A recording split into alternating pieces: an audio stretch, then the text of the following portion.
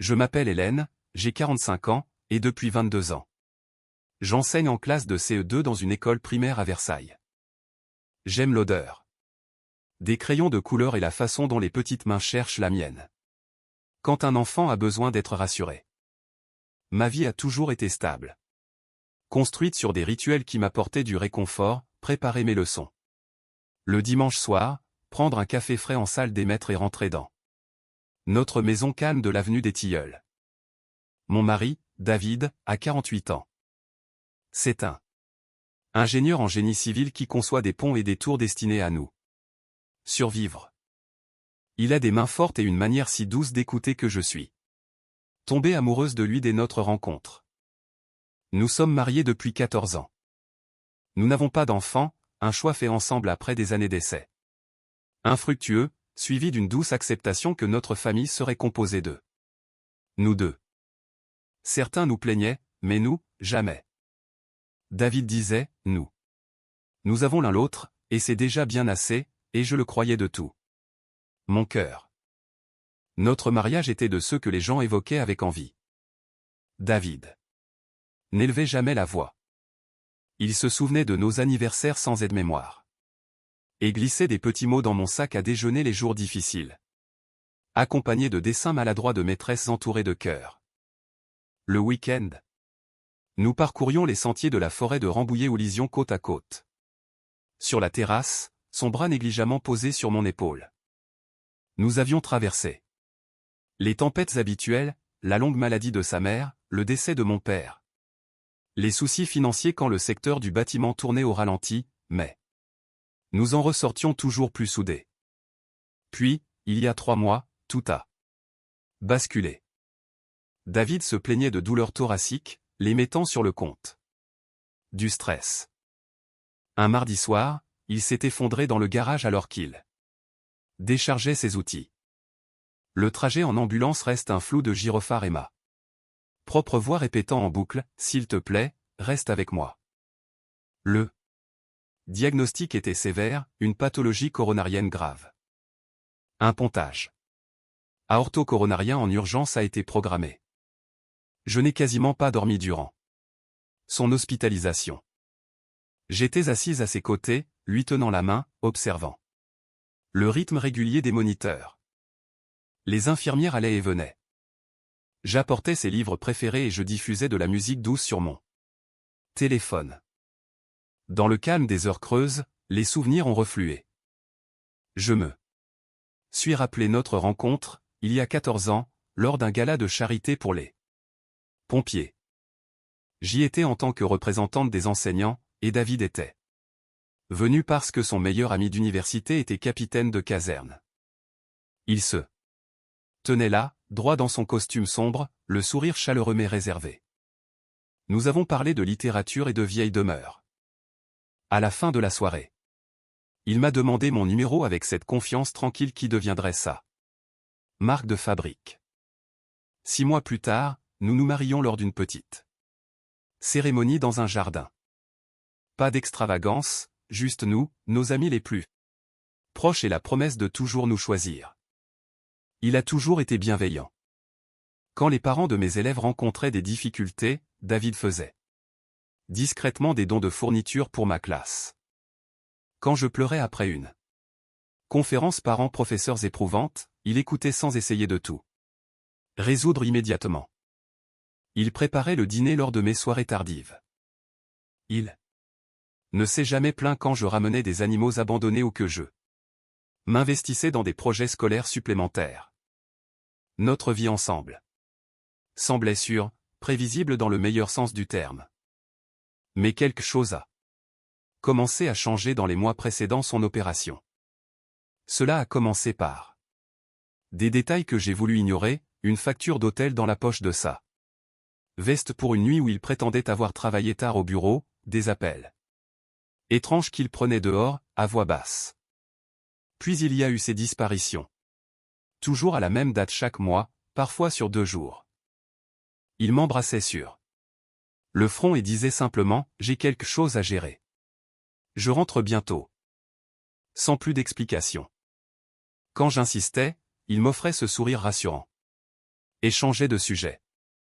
J'ai découvert des débits sur une carte bancaire que je ne connaissais pas, et une carte d'anniversaire dans son tiroir de bureau écrite par une main d'adolescente, bon anniversaire, papa. Je t'aime plus que les mots ne peuvent le dire. Le papier sentait légèrement le shampoing à la fraise. Mon estomac se nouait à chaque fois que j'y pensais. Je me disais que j'étais paranoïaque. David ne m'avait jamais donné de vraies raisons de douter de lui. Pourtant, les preuves s'accumulaient comme une neige indésirable. Un après-midi, je l'ai suivi, honteuse de mon geste, et j'ai observé depuis le trottoir d'en face, alors qu'il embrassait une adolescente devant un immeuble modeste. Elle paraissait avoir 16 ans, avec de longs cheveux bruns et les yeux doux de David. Il l'a serré fort, puis lui a tendu une enveloppe.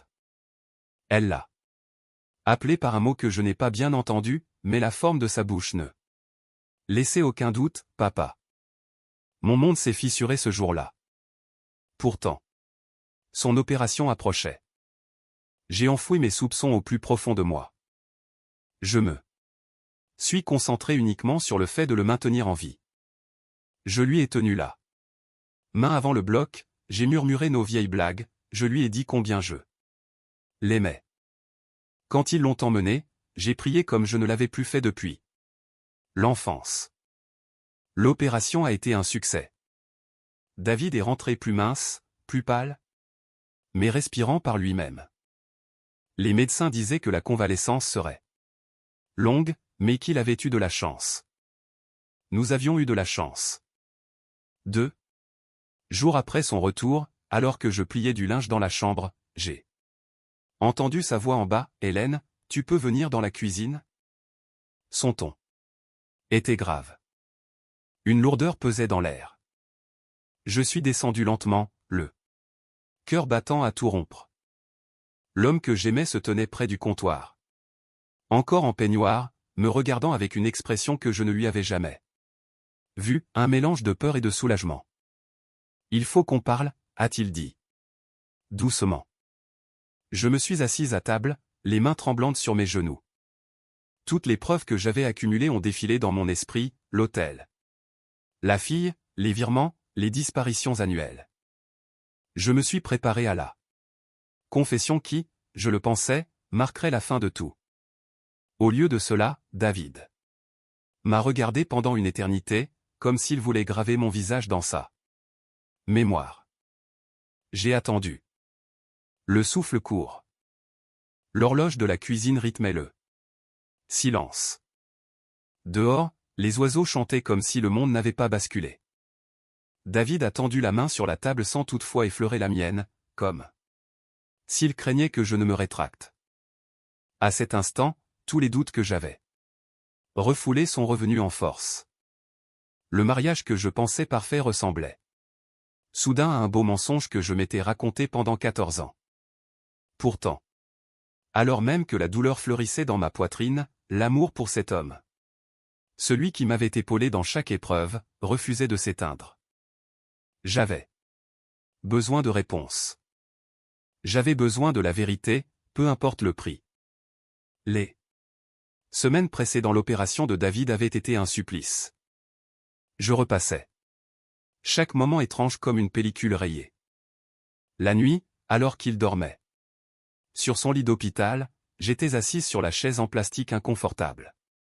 Et je laissais les souvenirs me consumer. Tout avait commencé innocemment, ou du moins le pensais-je. Environ 6 mois avant son effondrement, David avait commencé à recevoir des appels tardifs.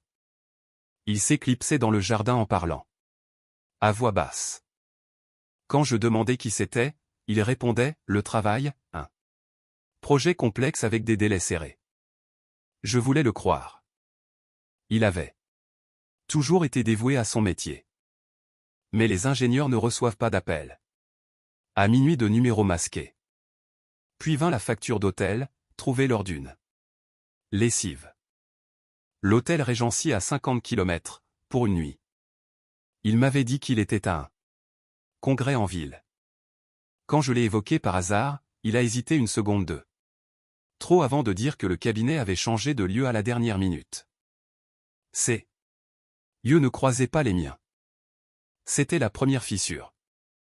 J'ai essayé de chasser cela. David n'avait jamais été infidèle en 14 ans. Il rentrait chaque soir. Notre intimité ne s'était pas étiolée, mais le doute, une fois planté, pousse comme le lierre, silencieux et implacable.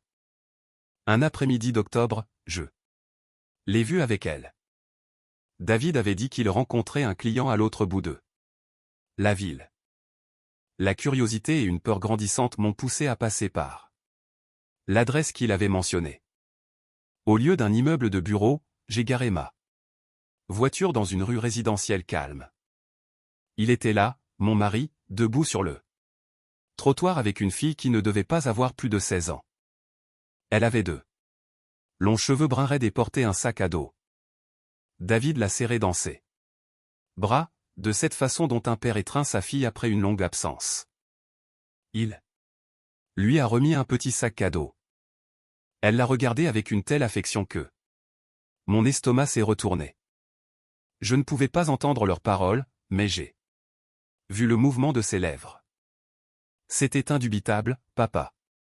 Je suis rentré en pleurs, garé dans le garage, et je suis resté assise là jusqu'à ce que le moteur refroidisse.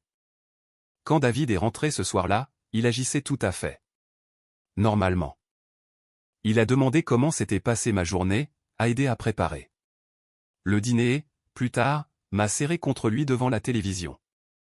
Je suis resté éveillé à ses côtés, me demandant comment l'homme que j'aimais pouvait mener une double vie.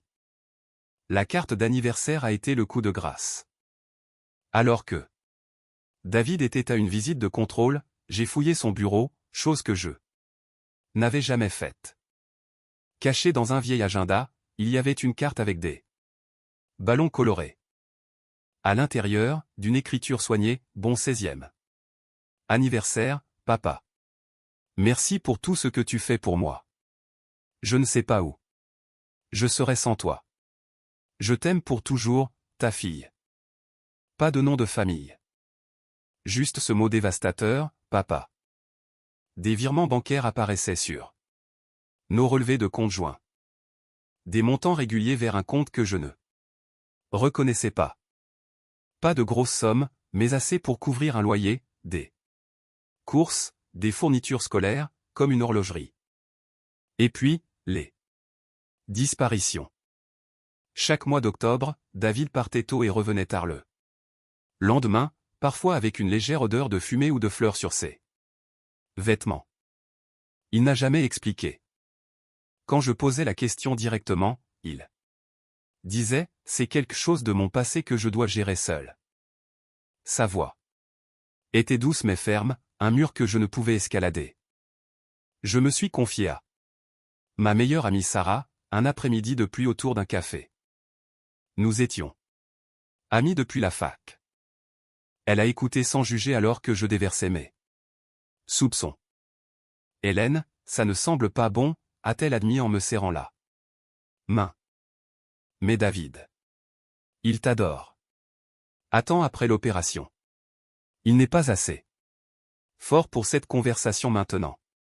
Si c'est une liaison, tu t'en occuperas quand il sera rétabli. Ne laisse pas la peur prendre les décisions à ta place. Ses paroles étaient sages, mais elles n'ont pas empêché les cauchemars. Je l'imaginais avec une autre femme, bâtissant une famille secrète. J'imaginais la fille, notre fille, vivant dans cet appartement pendant que je jouais là. Femme naïve.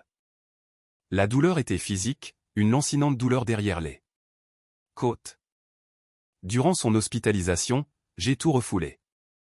Je me suis concentré sur sa guérison. J'apportais ses repas préférés, je lui lisais des romans policiers. Et je lui racontais des anecdotes sur mes élèves pour le faire sourire. Quand les médecins ont dit que l'opération s'était bien passée, le soulagement m'a envahi. Mais les questions restaient, tournoyant comme des vautours. Maintenant, de retour à la maison, debout dans notre cuisine, David me regardait. avec ces mêmes yeux doux qui m'avaient toujours fait sentir en sécurité. Le poids de 14 ans de vérité cachée pesait entre nous. J'ai caché quelque chose.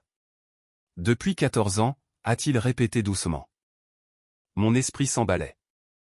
C'était le moment. Le moment où il allait avouer la liaison, la fille secrète, l'autre vie. Je me suis préparé à la fin de tout ce que nous avions construit. Les larmes brûlaient derrière mes paupières, mais je refusais de les laisser couler pour l'instant. Je voulais l'entendre dire les choses. J'avais besoin de la vérité. Peu importe sa brutalité. David a pris une lente inspiration, comme s'il rassemblait son courage pour la chose la plus difficile qu'il ait jamais eu à faire. L'homme qui avait affronté des effondrements de bâtiments et des chantiers dangereux semblait maintenant terrifié par la femme assise en face de lui. Dehors, la lumière de l'après-midi filtrait par les fenêtres, illuminant des grains de poussière en suspension. À l'intérieur, mon mariage parfait semblait sur le point de voler en éclats. Je me suis préparé au pire. Dans ma tête, j'avais répété la scène 100 fois, David avouant qu'il était tombé amoureux d'une autre, que la fille était le fruit d'une liaison ancienne, que les rencontres à l'hôtel étaient des moments volés avec sa mère. J'imaginais les papiers du divorce, la maison vide, les regards compatissants de nos amis. Mes mains se serraient si fort sous la table que mes ongles s'enfonçaient dans mes paumes. David a tendu la main et a fini par prendre la mienne. Sa prise était chaude mais faible à cause de l'opération. Il semblait épuisé, pourtant une paix étrange se lisait dans ses yeux. « Hélène, a-t-il commencé, la voix basse et assurée. Ce que je m'apprête à te dire va sembler impossible, mais chaque mot est vrai. J'ai porté cela seul pendant 14 ans parce que j'avais fait une promesse et que j'étais terrifié à l'idée de te perdre si tu savais. » Il a fait une pause, cherchant mon regard. J'ai hoché la tête, incapable de parler. Il y a 14 ans, avant qu'on ne se rencontre, je travaillais encore comme pompier. C'était ma 2e année. Le 12 octobre. Je n'oublierai jamais cette date. Mon souffle s'est bloqué. Octobre. Les disparitions. Les pièces du puzzle commençaient à bouger, mais je ne voyais pas encore l'image.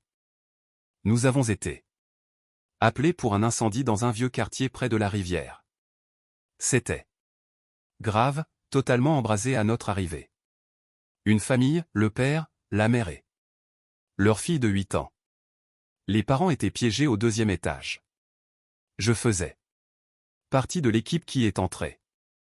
Les yeux de David sont devenus distants. Comme s'il était retourné dans la fumée. La chaleur était insupportable. On a trouvé le père en premier. Il était gravement brûlé mais conscient. Il m'a attrapé le bras avec une force surprenante. « Ma fille, a-t-il haleté, s'il vous plaît, elle est dans la chambre du fond. » On a forcé le passage. La petite fille, Sophie, était recroquevillée sous son lit, terrifiée, mais vivante. On l'a sortie juste au moment où le toit commençait à s'effondrer. Il a dégluti difficilement. Le père. Avant que les secours ne l'emmènent, il m'a regardé. Son visage était calciné, mais ses yeux étaient clairs. Il a serré ma main et a dit, « Promettez-moi qu'elle ne grandira jamais seule. Promettez-moi que vous veillerez à ce qu'elle ait quelqu'un. » J'ai promis. À cet instant, avec la maison qui brûlait autour de nous, je lui avais donné ma parole. La voix de David s'est brisée. Les 2 parents sont morts cette nuit-là. Sophie a survécu avec des blessures mineures.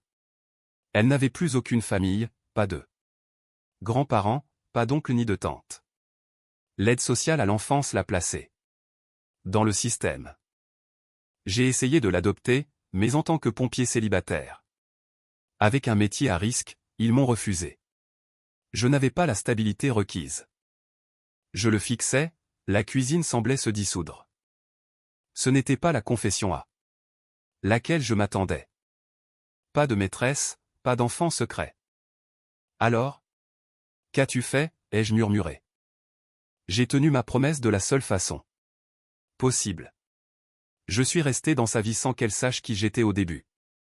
J'ai mis en place un fonds fiduciaire anonyme, j'ai payé pour ses frais de placement, ses études, son soutien scolaire. Sa thérapie après le traumatisme. J'ai engagé un détective privé pour m'assurer qu'elle était en sécurité dans chaque foyer. Quand elle a eu 13 ans et qu'elle a commencé à poser des questions, j'ai organisé une rencontre via un conseiller. Je lui ai dit que j'étais le pompier qui l'avait sauvée. Elle a commencé à m'appeler papa parce qu'elle avait besoin d'un père. Des larmes coulaient sur mes joues. Je ne l'ai pas essuyé. Chaque 12 octobre, nous visitons le lieu de l'ancienne maison. Nous déposons des fleurs. Nous parlons de ses parents. Je lui raconte des histoires sur leur courage cette nuit-là. Le reste de l'année, j'envoie de l'argent, des cadeaux, des lettres. Je ne t'ai jamais rien dit parce que j'avais peur que tu penses que j'étais obsédé ou que cela nous enlèverait quelque chose. Je ne voulais pas que tu aies l'impression de partager ton mari avec un fantôme de mon passé. Il a sorti son téléphone avec des doigts tremblants et m'a montré une photo. La jeune fille, Sophie, souriait à côté de David lors de ce qui ressemblait à une remise de diplôme. Aucune étreinte romantique, juste une fierté paternelle tranquille. L'hôtel, c'était pour rencontrer l'ancienne amie de sa mère afin d'obtenir des informations sur ses antécédents médicaux. Les appels, c'était des mises à jour de son assistante sociale. La carte d'anniversaire, c'est elle qui l'a faite pour moi. J'ai senti le sol se dérober sous mes pieds. Toutes les preuves qui m'avaient tourmenté pendant des mois avaient soudain des explications innocentes. Le poids que j'avais porté, la peur de la trahison, s'est envolé si soudainement que j'en ai eu le vertige. David a poursuivi, sa voix gagnant en force, je n'ai jamais touché une autre femme. Je n'ai jamais voulu tuer ma vie, Hélène. Mais cette promesse était sacrée, faite dans le feu et la mort. Je ne pouvais pas la rompre. Après l'opération, j'ai réalisé qu'il ne me restait peut-être plus beaucoup de temps. Je ne pouvais pas mourir sans que tu saches. Si quelque chose m'arrivait, Sophie serait de nouveau seule. J'avais besoin que tu comprennes. Il a fait glisser une petite boîte en bois sur la table vers moi. Ce sont les lettres que je lui écrivais chaque année. Je ne les ai jamais signées de mon nom, juste quelqu'un qui se soucie de toi. Je voulais qu'elle sache qu'elle était aimée, même si elle ne savait pas par qui. J'ai ouvert la boîte avec des mains tremblantes. À l'intérieur, 14 enveloppes soigneusement datées, chacune plus épaisse que la précédente. David m'observait, vulnérable comme jamais. Je t'aime plus que tout, a-t-il dit. Et je suis désolé de t'avoir caché cela. Mais j'ai tenu parole. Auprès d'un mourant. Peux-tu me pardonner? La cuisine était silencieuse, à l'exception du son de mes sanglots. Tout ce que je croyais savoir sur mon mari était faux. Il n'était pas un tricheur. Il était un homme qui avait porté un immense fardeau invisible pendant 14 ans par pur honneur. À cet instant, mon amour pour lui ne s'est pas brisé. Il a grandi. La boîte en bois siégeait entre nous comme un pont au-dessus de 14 années de silence. J'ai pris la première enveloppe, datée de l'année suivant l'incendie. L'écriture était indubitablement celle de David, avec sa précision d'ingénieur, mais les mots étaient doux. Presque paternels, chère Sophie, aujourd'hui tu as 9 ans. J'espère que ta nouvelle école te plaît. Tu es plus forte que tu ne le crois. Tes parents seraient si fiers de voir avec quel courage tu affrontes tout cela. Continue de sourire. Le monde a besoin de ta lumière. Aucune signature. Juste un petit dessin d'un phénix renaissant de ses cendres au bas de la page. J'ai levé les yeux vers David, ma vision brouillée. Tout ce temps, tu as été son ange gardien. Il a hoché la tête lentement. Elle n'était pas ma fille par le sang. Elle est devenue ma responsabilité par le feu. Après notre rencontre formelle quand elle a eu 13 ans, notre relation a évolué. Elle avait besoin de quelqu'un de stable. J'ai essayé d'être cette personne sans perturber sa vie ou la nôtre. Il m'a tout raconté alors, comment Sophie était passée de foyer en foyer jusqu'à ce qu'un couple aimant l'adopte définitivement à 11 ans. Comment il avait discrètement financé ses activités extrascolaires, ses cours de piano, ses séances de thérapie pour traiter son traumatisme. Comment il avait assisté à ses pièces de théâtre, au dernier rang, sans être vu. Comment, chaque 12 octobre, il se retrouvait sur le terrain vague où la maison se dressait. Autrefois, il déposait des roses blanches pour sa mère et rouges pour son père. Il s'asseyait sur l'herbe et parlait de ce qu'aurait pu être sa vie. La fille que tu m'as vue embrasser, a dit doucement David, c'était Sophie. Elle venait d'obtenir son permis de conduire. J'étais fier. Je ne rencontrais pas une amante. Je rencontrais l'enfant que j'avais promis de protéger. Pièce par pièce, le puzzle que je pensais être une trahison s'est réassemblé en quelque chose de magnifique et déchirant. La facture d'hôtel, David avait rencontré le conseiller d'orientation de Sophie, car elle préférait un terrain neutre.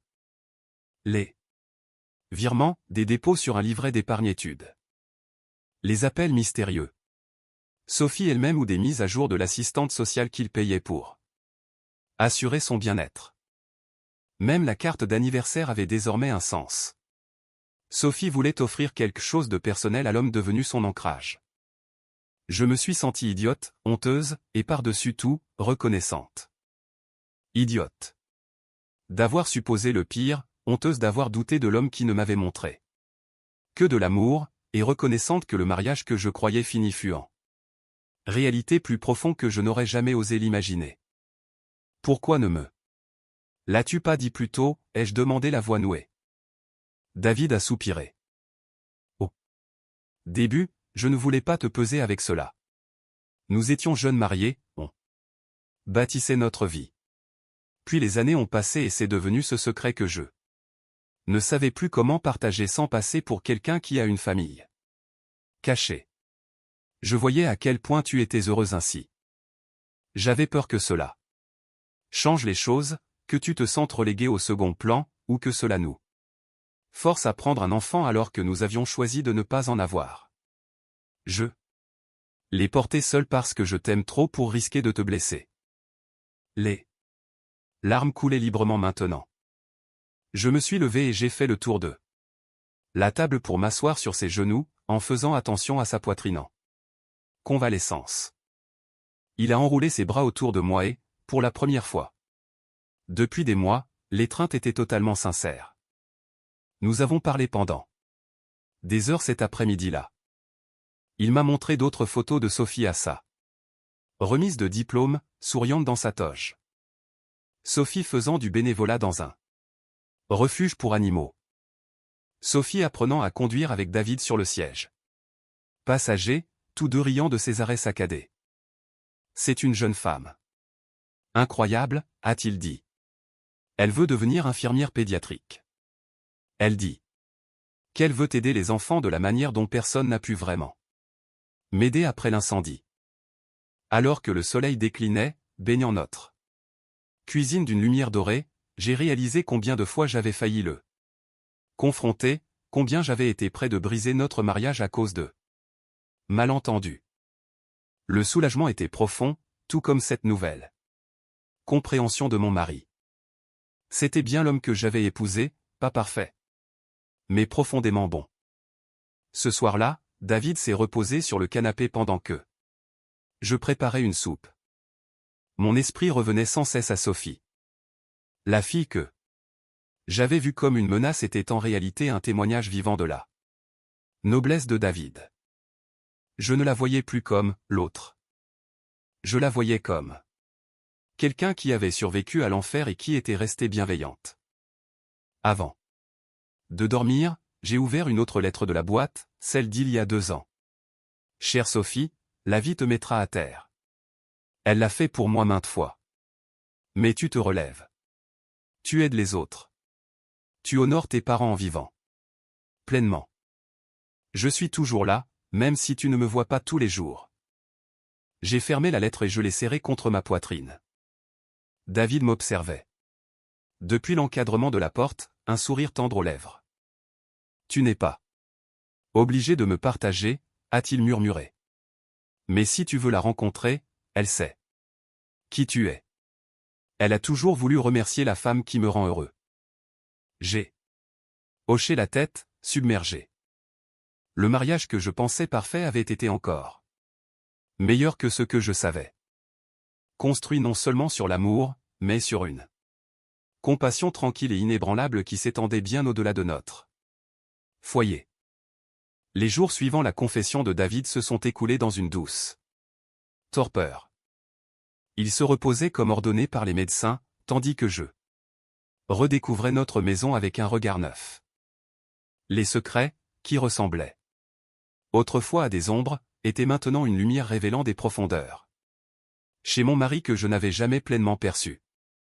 Mais la boîte en bois m'appelait toujours. Ces 14 lettres représentaient un chapitre caché de sa vie qu'il n'avait jamais prévu de partager. Un soir calme, alors que la pluie tapait contre les vitres, David a apporté la boîte au salon. Nous nous sommes assis ensemble sur le canapé, une couverture sur ses jambes.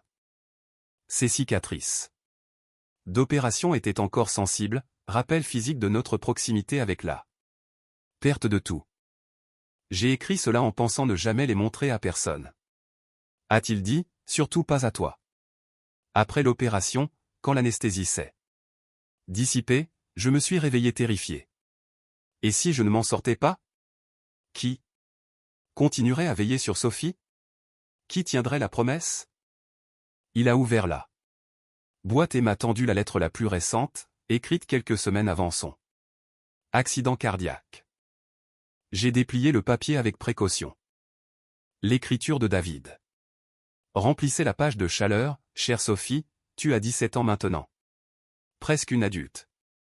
Je t'ai vu passer d'une petite fille effrayée à une jeune femme avec tant de compassion. Souviens-toi, la force n'est pas de ne jamais tomber, mais de se relever chaque fois que la vie te pousse. Tes parents t'ont enseigné le courage par l'exemple. Vis selon cela. Pardonne à ceux qui te déçoivent, car garder de la colère ne fait que te brûler.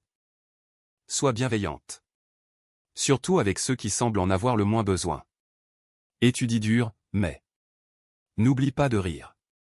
Et sache que, quelque part, quelqu'un est incroyablement fier de toi.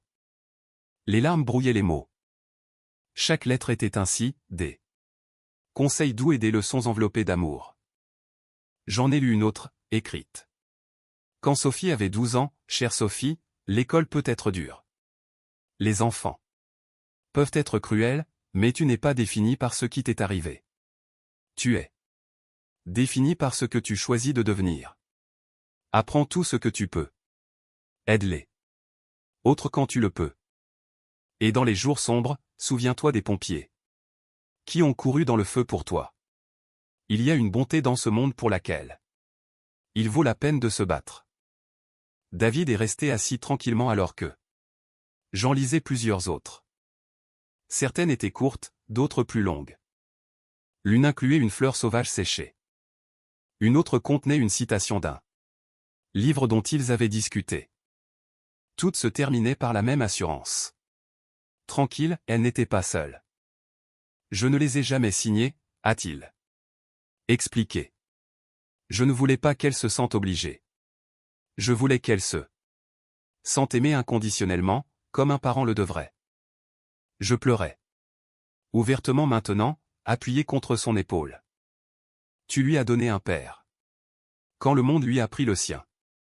Toutes ces années, alors que je pensais que nous vivions simplement notre vie calme, tu accomplissais cette chose magnifique. Et difficile. Il a caressé mes cheveux. J'avais peur que cela change la façon dont tu me voyais, ou que tu veuilles l'adopter complètement, et je savais que nous avions choisi de ne pas avoir d'enfant. J'ai essayé de vous protéger. Toutes les deux, Sophie de l'instabilité, et toi de porter ce poids. Nous avons passé la soirée à lire les lettres ensemble. Certaines nous ont fait rire. Des histoires sur le premier projet scientifique de Sophie qui a pris feu. Ironique. D'autres ont provoqué de nouvelles larmes l'année où elle a lutté contre des cauchemars et où David a payé anonymement un thérapeute spécialisé. Au moment d'atteindre la dernière lettre, celle écrite juste avant l'opération. Je comprenais la profondeur du cœur de mon mari comme jamais auparavant. Si tu lis ceci parce que quelque chose m'est arrivé, sache que j'ai tenu ma promesse du mieux que j'ai pu. Vis pleinement, Sophie. Rends tes parents fiers. Et si Hélène est là, remercie-la pour moi. Elle m'a donné la force de continuer. J'ai posé la lettre et me suis tourné vers David. Je t'aime, ai-je murmuré. Pas malgré cela, mais à cause de cela. Tu es le meilleur homme que j'ai jamais connu. Nous nous sommes tenus l'un l'autre pendant longtemps. La pluie dehors s'est calmée pour ne devenir qu'une bruine. Dans la chaleur de notre salon, les derniers restes du doute se sont complètement dissous. L'homme que j'avais suspecté du pire avait vécu selon les plus hauts idéaux de l'amour et du devoir. Cette nuit-là, allongé à ses côtés, écoutant sa respiration régulière, j'ai ressenti une paix profonde. Les lettres n'étaient pas seulement des messages à Sophie. C'était une fenêtre ouverte sur l'âme de David, une âme qui avait assez de place pour moi et pour une enfant brisée qui avait besoin de lui. Notre mariage n'avait pas été diminué par son secret, il avait été enrichi. Quelques semaines plus tard, par un samedi matin ensoleillé, la sonnette a retenti. David et moi étions dans la cuisine à faire des pancakes. Notre petit rituel de normalité qui revenait après sa convalescence. Il m'a jeté un regard, un sourire nerveux mais plein d'espoir sur les lèvres. C'est elle, a-t-il dit doucement. Tu es prête? J'ai pris une grande inspiration et j'ai hoché la tête. Mon cœur battait la chamade, mais ce n'était plus de la peur, c'était de l'impatience. Quand j'ai ouvert la porte, Sophie était là. Elle avait 22 ans maintenant. Grande et gracieuse, avec des yeux doux et ce même sourire chaleureux que j'avais aperçu de loin. Elle portait une tenue d'infirmière, ses cheveux attachés professionnellement. Dans ses mains, un petit bouquet de roses blanches et rouges. Bonjour, a-t-elle dit, la voix douce. Je suis Sophie. Merci de me laisser venir. Je me suis écarté pour l'inviter à entrer. David est apparu derrière moi et le visage de Sophie s'est illuminé. Elle l'a serré dans ses bras. Avec précaution, consciente de sa convalescence.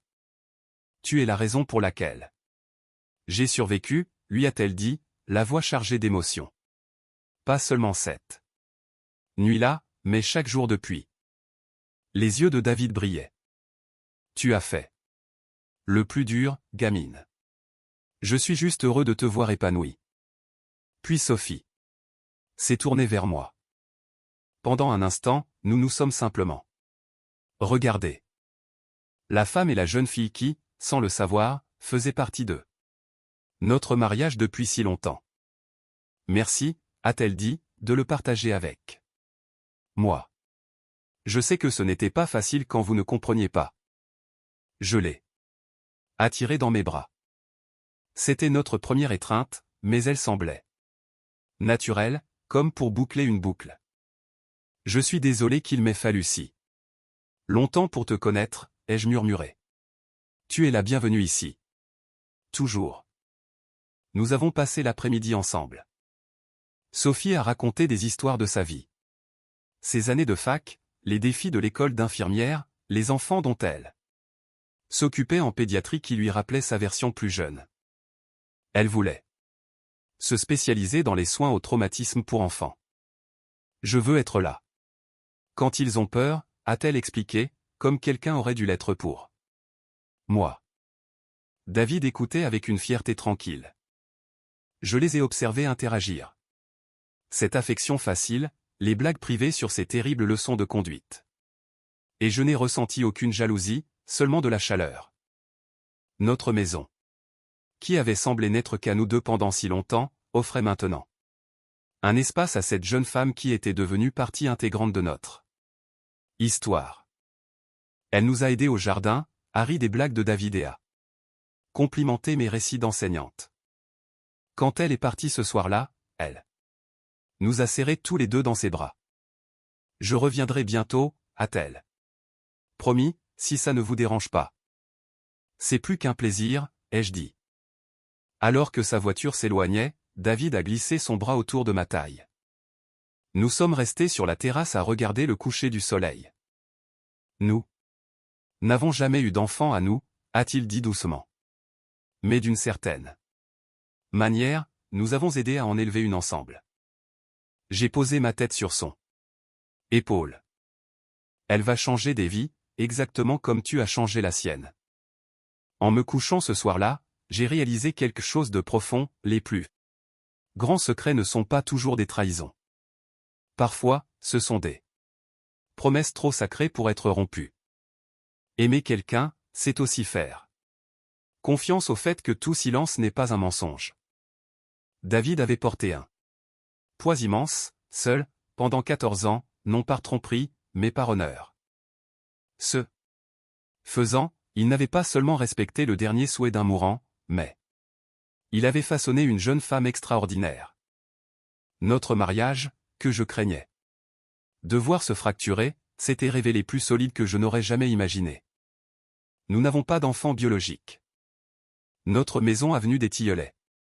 Toujours calme la plupart des jours, mais elle abrite maintenant de nouveaux éclats de rire quand Sophie nous rend visite. Elle contient des lettres, des souvenirs et une compréhension plus profonde de l'homme avec qui j'ai choisi de passer ma vie. L'amour n'est pas toujours bruyant ou évident. Parfois, il se montre dans des sacrifices silencieux, dans le respect de promesses faites dans le feu et la fumée, et dans le choix de la compassion quand personne ne regarde. Je me suis tourné vers David et l'ai embrassé tendrement. Merci de m'avoir confié la vérité. Il a souri dans l'obscurité. Merci d'avoir cru en moi. Même quand c'était difficile. Dehors, le monde continuait sa course. À l'intérieur, nos cœurs avaient grandi bien plus que nous ne l'aurions cru possible. 14 ans d'amour caché n'avaient pas mis fin à notre histoire, ils n'avaient fait que commencer à en révéler la plus vraie des beautés.